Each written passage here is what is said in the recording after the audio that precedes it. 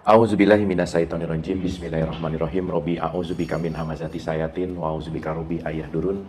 Robbi shrahli sodri wa yassirli amri wahlul 'uqdatam min lisani yafqahu qauli. Assalamualaikum warahmatullahi wabarakatuh. Alhamdulillahirabbil alamin. Segala puja-puji milik Allah Subhanahu wa taala yang atas rahmat karunia kasih sayangnya. Alhamdulillah, ibu-ibu yang dirahmati oleh Allah, pada pagi hari ini kita berkumpul di tempat yang mulia ini. Pertama-tama mari kita sama-sama doakan siapapun yang menjadi jalan pertemuan kita di pagi hari ini senantiasa mendapatkan keberkahan dari Allah Subhanahu wa taala. Amin. Amin ya Allah ya rabbal alamin. Salawat serta salam tidak juga kita lupakan, kita sampaikan kepada seluruh nabi dan rasul, wabil khusus baginda besar kita Rasulullah Muhammad Sallallahu Alaihi Wasallam, kepada para sahabat-sahabatnya, tabiin, pemuka-pemuka agama, wali-wali Allah, pejuang-pejuang bangsa, dan senantiasa sampai kepada kita sampai akhirul zaman. Amin, amin ya Allah ya rabbal alamin. Ibu-ibu sehat semuanya?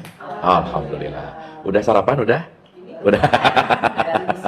Ya, sarapan itu penting ya. Jadi boleh sambil isi bensin, sambil cemil-cemil, karena kita bikin sesantai mungkin, serileks mungkin. Belajar tuh penting untuk enjoy, karena kalau nggak enjoy ya pembelajarannya pasti nggak seru gitu. Tapi sebelum kita mulai, ada baiknya kita menghadirkan diri kita utuh di sini saat ini, karena mungkin pikirannya ada yang loncat ke depan, loncat ke belakang gitu ya. Dan mungkin kalau kita berbicara tentang hadir utuh di sini saat ini, itu meningkatkan atensi kita. Karena kalau atensi kita lebih baik, pasti apa yang diterimanya juga lebih baik. Dan tentu saja kita melatih untuk fokus. Oleh karena itu, sebelum kita mulai, mari kita hening sejenak. Wabil khusus mari kita berdoa, bermunajat, khususon untuk kedua orang ibu bapak kita tentu saja. Dan siapapun yang terlebih dahulu meninggalkan kita, dan siapapun yang sedang sakit dalam keadaan musibah, dan kita bermohon senantiasa pagi hari ini dilancarkan untuk kita mendapatkan hikmah dan ilmu. Oleh karena itu, kita hening sejenak, santai dan rileks. Al-Hadiniyah, Al-Fatihah.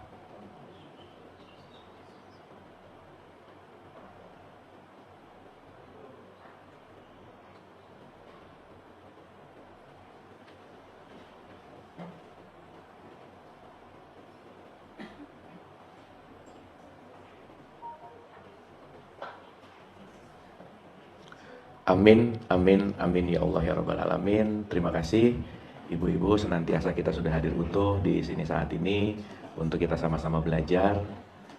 Silahkan ibu menempati dulu. Ini kosong?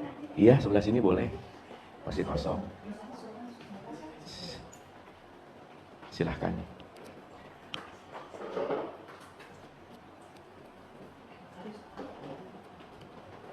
Oke. Saya mau mendisklaimer dulu di awal seperti biasa ya, Ibu dan Bapak. Ini udah hadir Bapak satu, berarti Ibu Bapak sekarang ya. Oke, yang pertama, saya mau bercerita di depan di sini bukan mau ceramah, Ibu dan Bapak. Jadi saya bukan mau menceramahi, bukan. Saya bukan berarti lebih pinter, lebih tahu, lebih ngerti, enggak juga. Apalagi saya mau menggurui gitu, enggak gitu ya. Jadi saya rasa spirit kita adalah belajar bersama, kita sahabat di perjalanan hidup, yang saya rasa sesama sahabat itu saling mengisi puzzle-puzzle gitu. Nah jadi ini bukan, sekali lagi ya, bukan ceramah gitu ya, dan saya tidak berusaha untuk convincing anything gitu, bukan untuk meyakinkan harus, enggak. Tetapi nanti kita akan mengerti semua petunjuk itu nggak pernah didapatkan di luar gitu sebetulnya. Yang di luar itu adalah jalan, yang di luar itu informasi. Tapi nanti kita mengerti bahwa semua hal apapun yang nanti akan diyakini tidak berbentuk dari faktor eksternal. Makanya Nabi Muhammad selalu mengatakan istafti kolbak gitu. Ikutilah nuranimu gitu. Karena nanti kunci utamanya ada di dalam nurani kita masing-masing.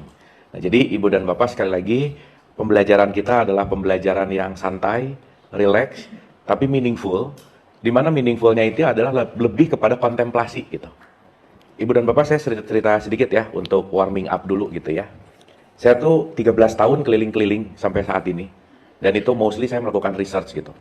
Dari pedalaman yang paling dalam sampai yang paling hingar-bingar lah ya dalam tanda petik. Dan itu similarity-nya adalah begini. Banyak sekali orang ikut pengajian, itu cuma pengen nambah informasi gitu Bu. Padahal the most important things itu bukan informasi yang bertambah, tapi changing attitude gitu. Itu yang paling penting. Karena kita mau tahu segalanya, tapi perilakunya tetap nyebelin, ya nyebelin aja gitu Bu. Gitu ya. Kita mau tahu segalanya tapi jadi orang pelit ya pelit aja gitu. Nah, justru kenapa pentingnya kita berkontemplasi terhadap apa yang kita ketahui gitu. Karena pada akhirnya bukan seberapa banyak kita tahu, tapi seberapa banyak kita berubah. Not what we get, tapi what we become, itu yang paling penting gitu. Itu intinya. Nah, jadi pembelajaran kita sekali lagi ini sangat penting untuk relax. Yang kedua, kita benar-benar open minded dan kita benar-benar open heart gitu. Karena orang yang susah berubah adalah orang yang tidak membuka pikirannya gitu. Dan maaf sekali ya, karena ini basic nature biological gitu. Memang semakin kita diberi waktu untuk hidup, semakin kita berumur, itu tingkat karakter dalam konteks itu memang menguat gitu. Makanya kalau nggak dilatih untuk fleksibel, itu susah gitu. Makanya kita sama-sama belajar untuk mempelajari apapun yang penting kita sadari. Karena sekali lagi, poin dari pemahaman dan pembelajaran kita adalah changing attitude. Setuju, Bu? Itu ya, poin pentingnya ada di situ gitu. Oke, nah, saya ada dua opsi, Ibu dan Bapak. Opsi pertama, saya biasa menyediakan silabus gitu. Jadi dari A sampai silabus. Silabus itu kurikulum pembelajaran. Itu dari A basic, nanti masuk ke tengah. Kan ini kita awal ya, kita perdana gitu. Jadi nanti dari basic sekali, nanti ke intermediate, nanti kita masuk ke advance gitu. Itu yang sudah saya racik selama 13 tahun ini, modulasinya udah bongkar pasang dan sekarang latest update gitu kira-kira. Itu yang pertama. Yang kedua, jadi semuanya ada pro and con, semuanya ada baik atau ada kurang, ya semua begitu ya. Kalau ngikutin basic, intermediate, advance, ini long journey yang benar-benar kita kalau ketinggalan satu, for the next pasti nggak ngerti gitulah kira-kira. Nah, yang kedua, kita bisa berbicara based on question. Kita bisa berbicara berdasarkan dari real case.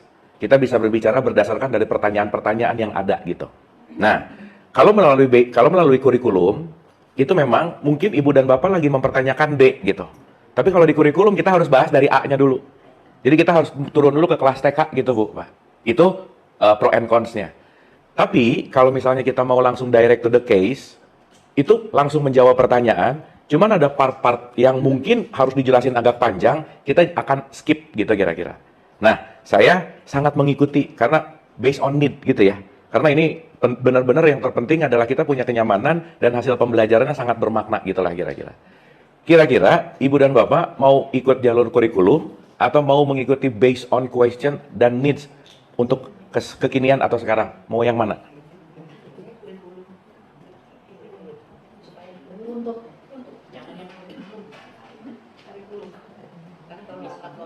Ya, atau mungkin kita mix kali ya. Kita mixing gitu ya. Oke, karena gini, Ibu dan Bapak gini ya, maaf ya.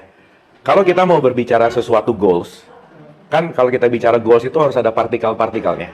Oke, berarti kita harus tahu dulu nih, kita mau bicara di level kesadaran apa gitu. Berarti kita harus ngerti dulu, audiens ini kira-kira mau masuk di level kesadaran mana gitu kira-kira. Nah, kenapa pertanyaan itu penting? Karena pertanyaan itu mengungkapkan level mana yang penting untuk kita bahas gitu. Karena semuanya pasti berdasarkan wadah gitu kira-kira. Nah, jadi balik ya, kita enjoy yang paling penting, mau itu mau kurikulum atau question, tapi intinya kalau kita mixing, boleh nggak Ibu Bapak?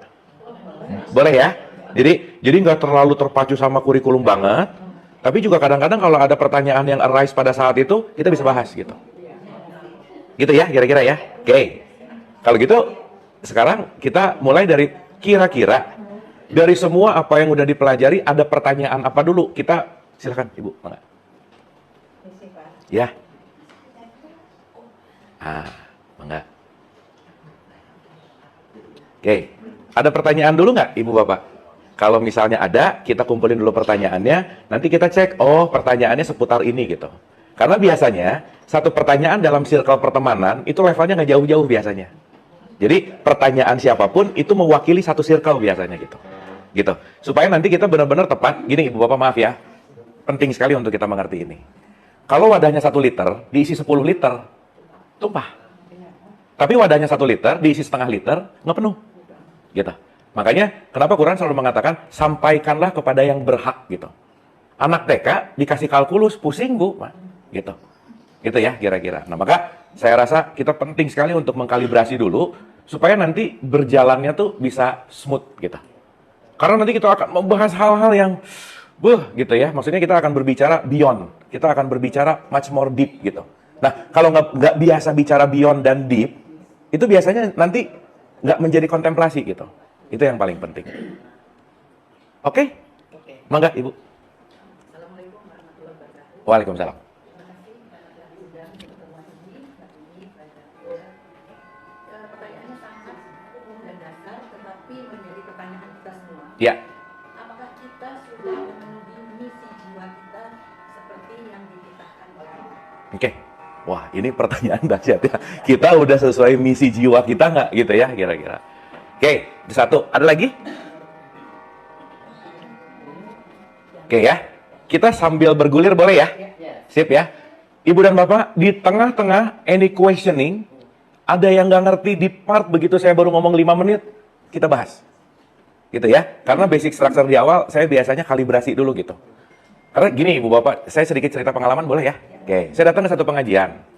Masuk ke pengajian, tiba-tiba ada pertanyaan yang basic, advance banget gitu. Loncat nih ke advance. Nah ternyata majority-nya, yang basic-nya, basic line-nya, itu nggak terlalu ngerti gitu. Akhirnya jadi korslet gitu Bu, Pak. Ini ngomong apa sih gitu. Nah, dan Ibu Bapak sorry tuh, saya entah kenapa ya, mungkin ini salah satu bagian dari subculture, kita tuh susah nanya gitu loh Bu, Pak. Untuk bertanya jujur tuh susah gitu. Makanya kadang-kadang kalau saya nanya, ada pertanyaan nggak? Diam. Ngerti? Diam juga. Nggak ngerti? Diam juga. Bingung gitu. Ini ngerti nggak sih gitu? Nah, nah, Very personal and very private. mungkin. Cuman penting sekali untuk kita mengadakan dialektika supaya kita benar-benar on the path dalam frekuensi yang tepat, pembelajaran yang tepat, supaya kita tumbuh bersama gitu loh Bu, Pak. Sip ya? Oke ya? Oke. Kalau gitu saya pasti banyak nanya nih Bu, Pak. Pasti banyak nanya. Kenapa? Karena pertanyaan-pertanyaan ini akan menggugah. Ibu Bapak maaf ya. Salah satu sifat manusia yang paling berbahaya itu sombong. Oke? Kalau nggak ditanya, bisa sombong. Kenapa coba? Begitu ada pertanyaan, nanti banyak yang disadari, ternyata saya nggak tahu ini ya. Ternyata saya nggak tahu ini ya. Tingkat sombongnya at least turun, gitu Bu. Jadi lumayan ngerti bahwa, oh ternyata saya nggak tahu ini ya, gitu. Makanya kalau cuma cerita, si kesombongannya disimpan. Makanya kadang-kadang kalau di pengajian masuk telinga kanan, keluar telinga, nggak ke kanan lagi, bucit mental, gitu. Belum sempat berhenti udah mental. Ngelihat orang yang ngomongnya aja udah malas, kayaknya salah banget deh. Itu loh Bu, Pak. Padahal kalau Imam Ali selalu mengatakan undur makola wala tandur makola. Jangan lihat siapa yang ngomong tapi lihat apa yang diomongin. Itu much more important. Gitu kira-kira. Sip ya? Karena kan ini small circle. Small circle tuh sebenarnya lebih enak banget Bu, Pak. Sejujurnya kalau mau ngaji small circle, yang lebih sedikit itu lebih intimate, itu lebih mantap sebenarnya. Dan kalau satu circle, biasanya kejujurannya udah keluar. Kenapa? Udah pada kenal kok gitu loh Bu, Pak. Jadi nggak jaim gitu kira-kira. Gitu. Sip ya? Clear ya? Jadi kita dilarang jaim, setuju ya? Dah, kan mau belajar. Oke. Ini very profound question. Sangat dalam banget ketika bicara, apakah diriku sudah mengikuti misi jiwanya Tuhan, Allah gitu. Gitu ya kira-kira. Pertanyaannya, gimana kita mau tahu udah ngikutin misi jiwanya, kalau kita nggak tahu mana jiwa, mana Allah gitu. Ibu Bapak maaf ya, ini saya mau cerita tentang apa yang saya teliti. Maaf banget nih. Kebanyakan orang ngomong Allahu Akbar, bersyahadat, itu basa-basi Bu, Pak. Kenapa basa-basi? Dia cuma ngomong, tapi nggak memahami apa yang diucapkan gitu. Sehingga kadang-kadang ini menjadi sebuah simbol, menjadi sebuah kebiasaan, tapi tidak memiliki deep meaning gitu. So that's why sorry to say, sholat-sholat, korupsi-korupsi. Sholat-sholat, ngomongin orang tetap ngomongin orang. Betul nggak Bu, Pak? Maka itulah kenapa semangat belajar kita, bukan informasinya yang penting, tapi changing the attitude. That's the most profound. Oke? Sip ya? Oke. Ibu Bapak saya akan mencoba sepelan mungkin, sesimpel mungkin, tapi ada something yang tidak dimengerti, just asking. Setuju? Sip ya? Oke, Ibu. Boleh. Kalau something private pakai WA boleh. Tapi ini yang berkaitan sama di sini, gitu. Jangan ragu. Karena saya akan menjawab, kalau saya tahu saya jawab, saya nggak tahu saya jawab, nggak tahu aja gitu Bu, Pak. Udah gitu aja. Gitu ya. Silakan Ibu. Tapi kalau kamu bilang kan gimana orang udah mengerti satu tentang ini, tapi dia masih ngomongin orang juga. Ya. Ya. Apakah itu juga udah mengerti atau belum? Nanti saya nggak tahu. Ya. Kata kamu bilang kalau dia mengerti tapi masih ngomongin orang. betul. apakah itu ada sifat dari Orang gitu, ya, ya. Oke, ini bagus Bu. Ibu bapak maaf ya, mengerti belum tentu sadar. Ya, jadi tahapannya gini. Oke, kita mulai ya. Sip ya. Oke. Pokoknya ibu-ibu nggak boleh serius ya, nggak boleh nih. Ini serius banget kayak kuliah gitu, nggak boleh. Santai aja ya. Oke. Ini kan preambul. Perdana. Bismillah ya. Oke. Satu ya. Rumus ini akan selalu kita pakai kemana-mana. Selalu kita pakai. Jadi setelah 13 tahun saya research, saya dalam tanda petik menemukan 4 tipikal manusia, Bu. Tipikal, tipe. Nah, tipikal manusia, types, yes. Oke. Ya. Yang pertama, anyway, Ibu dan Bapak ini sengaja saya rekam supaya nanti abis ini bisa ditonton ulang. Jadi nggak lupa. Jadi nggak ada alasan nanti kalau saya nanya lagi lupa gitu, nggak ada alasan ya. Ya, oke. Karena kenapa? Repeatable is the key. Kalau nggak diulang-ulang, udah aja. Sip ya, karena kita ini nanti kita akan ngerti. Jadi Ibu Bapak, saya akan jump to the conclusion dulu ya, supaya kayak film dari belakang nanti kita ke depan. Problem utama semua manusia adalah tidak terlalu banyak mengenal dirinya. Period. Titik. Nah itu aja. Jadi ketika Ibu Bapak hadir ke sini, poin utamanya adalah saya mau belajar lebih mengenal diriku. Karena kalau kita tidak mengenal diri, kita tidak akan punya hubungan baik dengan diri. Kalau kita nggak punya hubungan baik sama diri, kita nggak akan mungkin mencintai diri.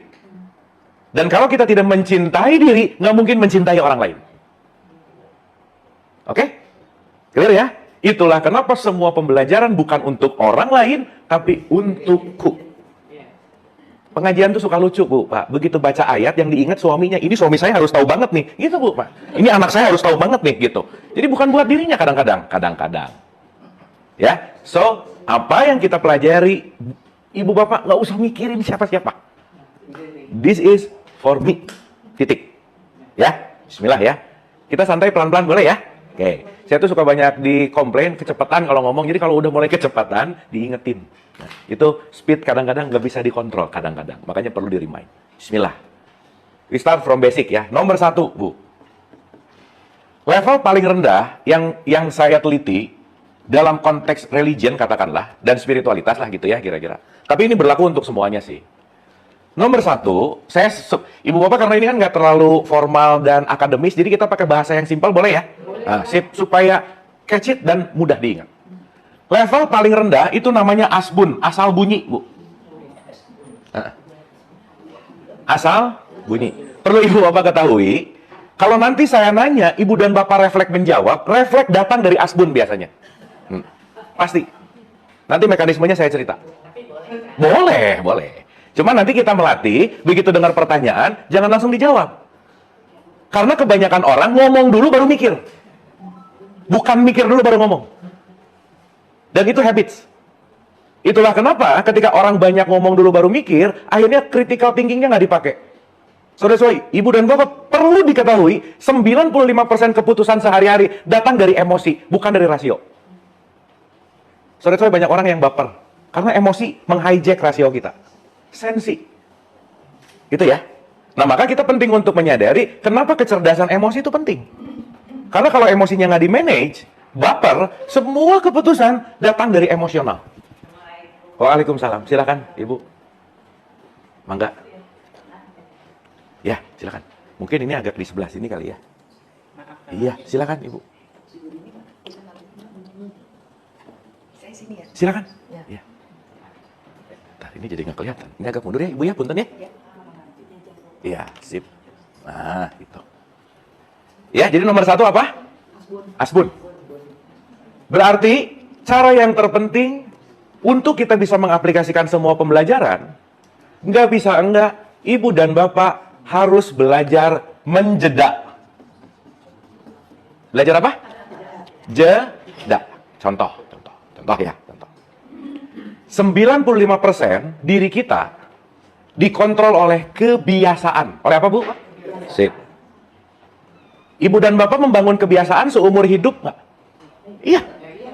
Berarti perubahan itu juga pembelajarannya harus seumur hidup. Itulah kenapa belajar nggak pernah ada kata berhenti. Jadi nanti kalau tadi ngomongin attitude, kita sebenarnya mau belajar merubah kebiasaan lama kita. Karena kalau kita menggunakan kebiasaan lama terus, kita nggak akan pernah berubah menjadi manusia yang lebih baik. Contoh. Iya. Iya. Yes. Betul. Contoh. Ibu dan bapak kira-kira tipikal orang yang suka marah atau sering marah? Yang mana? Oh, jangan.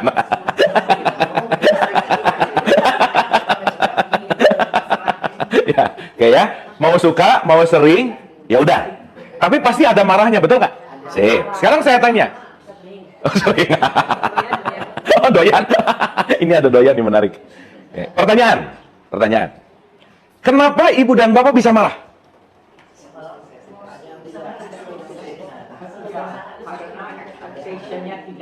Nah, lihat ya, terbukti ya. Semua jawaban pakai emosi. Karena ekspektasi, that's good. Karena sebel, that's good. Benar. Tapi yang saya tanya, penyebab marah tuh apa?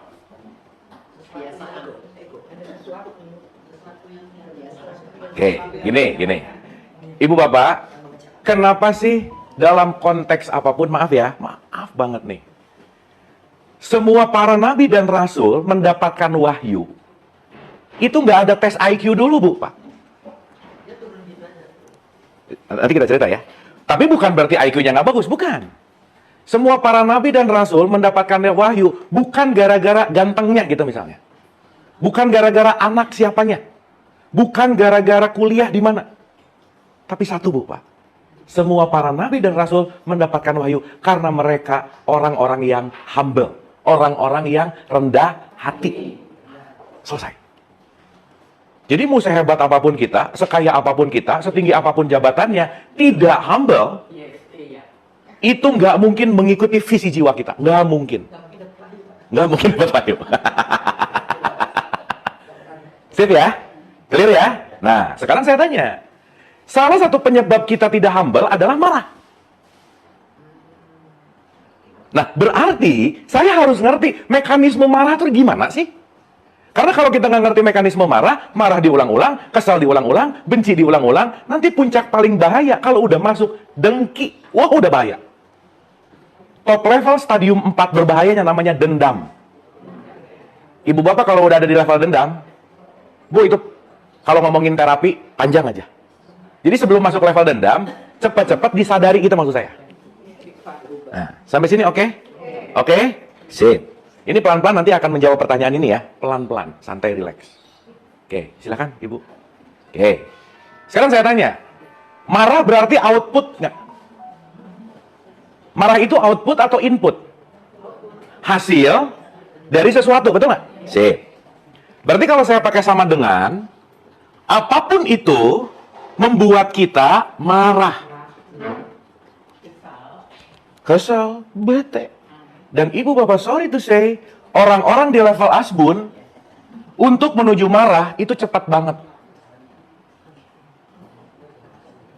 Yang asal bunyi, yang asal membunyikan itu pasti cepat banget. Kenapa?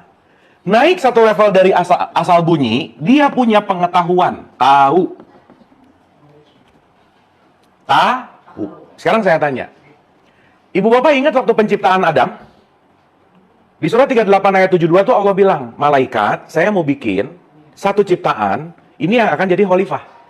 Namanya Adam. Oke, sampai sini? Sip. Sekarang saya tanya, kenapa Adam dijadikan khalifah, kok malaikat yang benar-benar tunduk patuh sama Allah, nggak dijadiin khalifah? Kenapa, Bu? Pak? Kenapa Allah harus creating Adam? Padahal malaikat dia bilang, ya Allah kenapa harus bikin lagi Adam? Kan kita udah selalu mengikuti engkau. Allah cuma bilang, aku tahu, kamu nggak tahu. Dah gitu. Allah cuma mau ngomong, malaikat, jangan so tahu, udah gitu, terserah saya aja lah, gitu kira-kira. Nanti, later on, Adam diberikan nama-nama, dikasih knowledge. Sip? Oke? Berarti kalau gitu, Adam itu maknanya apa? Siapapun yang memiliki knowledge. Berarti pemilihan Allah membuat Adam sebagai khalifah, gara-gara knowledge-nya Adam nggak kira-kira? Iya. Sip ya? Maka ibu bapak maaf ya, taat belum tentu berpengetahuan. Ini taat banget deh. Iya, taat itu bagus.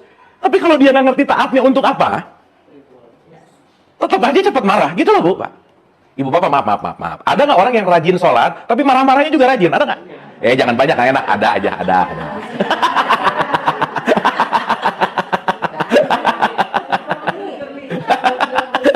Ya, maksud saya, kita kadang-kadang melihat orang ini soleh dan soleha dari ketaatannya gitu loh, Bu, Pak. Ini orang taat banget deh ke masjid. Kita nggak tahu orang ke masjid maling sendal. Bisa nggak, Bu, Pak? Bisa. Betul nggak, Bu, Pak? So, itulah kenapa taat belum tentu berpengetahuan. Itulah kenapa Allah bikin Adam. Karena malaikat itu taat. Tapi Adam punya pengetahuan. So, the knowledge is power. Maka Nabi Muhammad tuh diulang-ulang. Belajar itu dari buayan sampai liang lahat. Tidak ada hari tanpa belajar. Setiap jam adalah jam pelajaran, setiap tempat adalah tempat belajar. Siapapun, Bu, Pak, itu pasti guru kehidupan kita. Kalau ibu bapak udah mulai ngelihat siapapun yang datang ke kita adalah guru kehidupan, concern kita adalah message dari dia untuk aku apa ya? Bukan benci sama orangnya. Betul nggak? Makanya kalau ibu bapak hari ini ketemu orang nyebelin, pasti tadi malam habis berdoa, ya Allah jadikan aku orang yang sabar. Betul nggak? Iya. Maka ketemu orang nyebelin. Sampai sini oke? Sampai sini oke? Ibu bapak, maaf saya ulang-ulang ya. Ini kita ngomong fakta nih. Maaf ya. Masyarakat religius di Indonesia yang asbunnya itu kurang lebih 90%, Bu. 99. Ya 90 nggak apa-apa.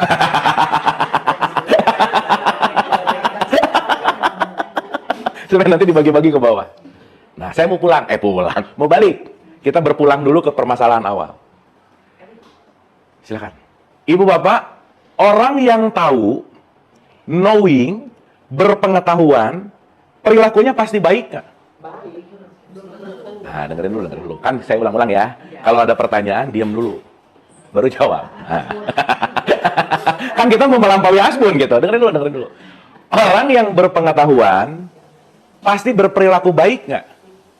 Belum tentu. Perlu ibu bapak ketahui, semakin orang IQ-nya tinggi, semakin pengetahuannya banyak, semakin kecenderungan stresnya tinggi. Jadi pintar banget itu juga memicu stres. Tapi jangan ini, kalau gitu nggak usah pintar. Bukan. Maksud saya, ada yang lebih detail lagi daripada saya tahu, masuk ke level nomor 3. A'udzubillahi minasyaitonirrajim. Bismillahirrahmanirrahim. Alif lam ra. Tilka ayatul kitabil mubin. Inna anzalnahu Qur'anan Arabiyal la'alakum ta. Nah, asbun lagi, bukan tatakun, takilun. Ibu bapak, asbun tuh bahaya ya, bener nggak? Bahaya lah, udah. Ibu bapak, kalau di Quran ada kata-kata la'alakum, terakhirnya belum tentu tatakun, belum tentu. Itu penting ya. Jangan sampai udah gitu kenceng, salah lagi. Jangan. Oh ya. Oh, cepat pinter, kita memang harus berlatih sih, by the way. Oke.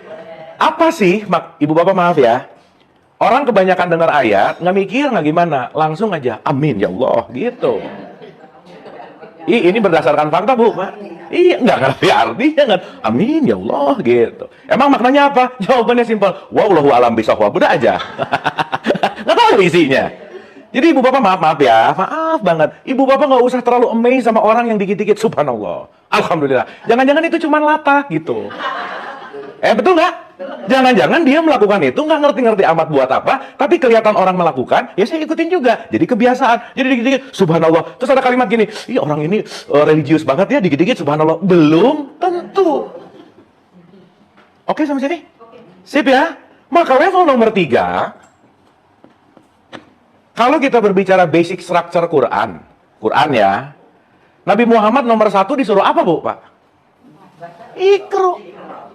Jadi level Quran itu nomor 1, baca.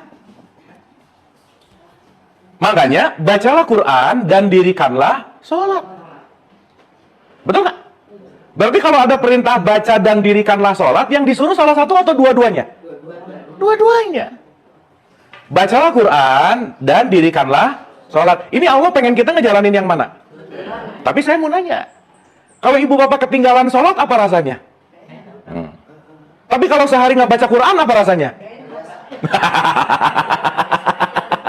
Jangan-jangan kalau nggak baca Quran, santai aja.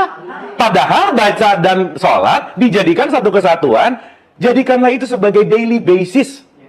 Kebiasaan kita. Missing, Pak. Kalau nggak Missing. salah. Betul. Pertanyaan, gimana mau sholat kalau bacaannya nggak tahu? Ibu bapak maaf ya. Orang tua sekarang punya problem nih ya, kita bicara nih. Nyuruh ke anaknya gini. Pertanyaannya similar, sama. Nanya gini. Nah, udah sholat belum? Anaknya jawab, udah mah, udah. Diulang-ulang. 95% tanyanya gitu. Cuman 1-5% yang nanya gini. Nah, di sholat bagian iftitah mana yang kamu nggak paham? Di sholat bagian Al-Fatihah mana yang kamu nggak paham? Nggak pernah nanya. Berarti ibu-ibu nggak terlalu peduli ini si anak ngerti atau nggak, betul nggak? Yang penting dia melakukan begini. Karena ibunya juga enggak. Betul nggak? Sampai sini oke?